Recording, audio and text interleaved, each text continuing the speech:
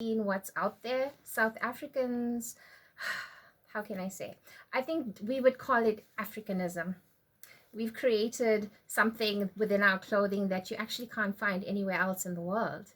It's unique to South Africa. The colors we use, the fabrics we use, it's vibrant, it's rich, it's full of energy.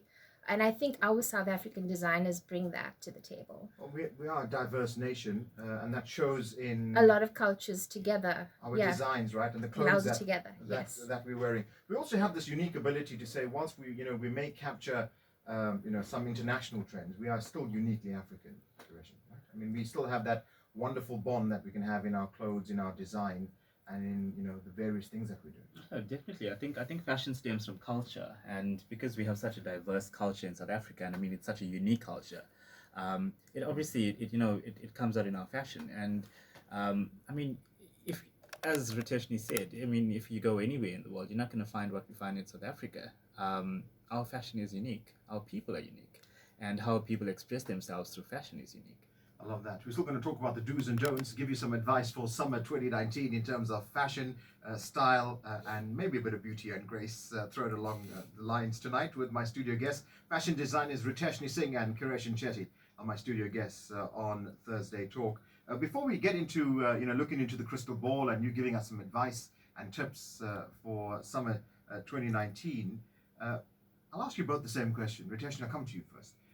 If you could go back to your 16-year-old self and say something now that you have advanced a few years, what would you tell a 16-year-old Riteshni Singh about what the future will bring? I would say mostly to believe in yourself and believe in your dreams, and not to ever give up on your goals and your aspirations. We tend to take on board a lot of criticism, and sometimes it's important, even as designers, to take on that criticism, but put it aside and use that in a good way to move forward. Okay, I like that. So you'd go and give yourself some constructive advice, and better prepare yourself for what's about to come.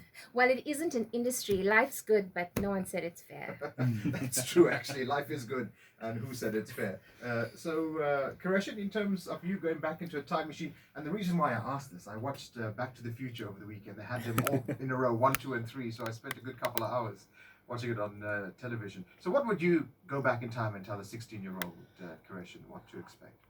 I think it would be seize the day, or the moment. I think we all try to look at the bigger picture, and we try to foresee what's going to happen in the future, and we always we're always asking ourselves, what if? I think that's the biggest question. I think you just need to go out there, and I would tell myself, just go for it, do it. I mean, as Riteshni said, we think of criticism and we take it in a bad way, and sometimes it isn't a bad thing. Sometimes it's a good thing, and you can grow from it. So I would actually go back and I would tell myself, just go for it. I don't know if I would actually pursue a career in architecture. I don't know if I would actually go back and just do fashion. It's something that I guess I'd just keep guessing for the rest of my life. Well, they do say hindsight is the perfect science, right? But I think both of you will give your younger selves some good advice. What's your favorite part of being a fashion designer, Riteshni? What do you love most about this? I absolutely love the look on people's faces when you finally reveal their garment to them. That absolute joy, and some of them even cry. And that's like the best feeling in the world, knowing that you were able to bring this joy to another human being just through clothing. So they don't get to see it beforehand? No, not at all. Not even in the fitting? We do fittings, but the final, they don't get I thought to maybe see. like you blindfolded with mirrors or anything. No, they get to see bits and parts. Obviously, we chat about it. We discuss everything beforehand. I don't just spring this on them out of the blue. They've got their say as we go along. But when they see the final result, it's something that you can't even describe. Kireshen, what do you love most about the world of fashion and this career that you've chosen for yourself?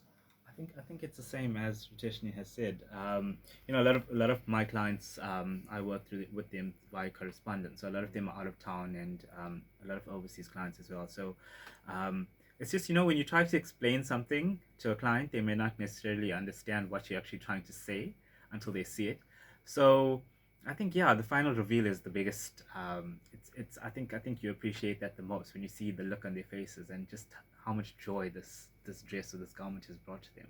Riteshni, so just take me through. So let's say a client arrives to you. What are the questions you're going to ask in order to probe what would be the eventual outcome of the piece?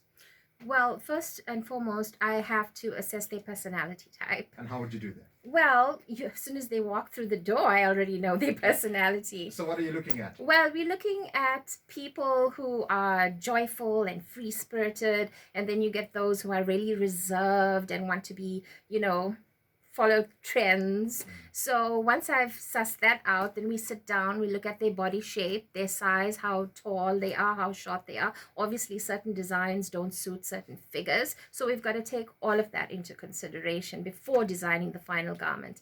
A lot of the time, the clients want something, but you as a designer know that it's not going to work on their body. So you've got to convince them that that's not going to look good. Eventually they come through to the other side and they fine with it. So, but I'm always very persistent. I need to be certain that the garment, when they wear it, it's perfect on them, it fits them, the color suits them. That's most important.